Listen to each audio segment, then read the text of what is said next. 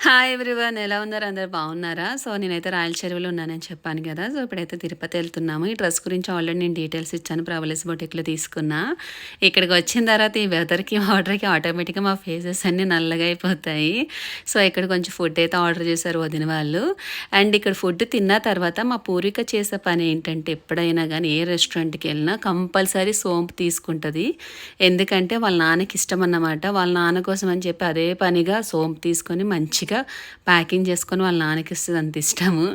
And మళ్ళీ evening అట్లా fresh up అయ్యి బయటికి వెళ్తున్నాము. సో అక్కడ ఒక అమ్మవారిని చూసాను, చాలా మంచిగా అనిపించారు. సో మీకు కూడా చూపిద్దామని చెప్పి వీడియో తీశాను. లైవ్లో అయితే చాలా బాగున్నారు అసలు. తర్వాత తిరుపతిలో ఫేమస్ సూపర్ మార్కెట్ ఒకటి ఉంది కదా, పసుపర్తి అని. సో ఇక్కడ దొరకని ఐటమ్ అంటూ లేదు. మా బంగారికి ఏదో షాపింగ్ అంటూ వచ్చాము. సో దీన్నే అంటారేమో సొమ్మొకరిది సోకొకరిది అంటారు కదా, సామెత ఉంది. అట్లా పేరు మాత్రం మా బంగారిది, షాపింగ్ మాత్రం మొత్తం మా పూర్వీకులు.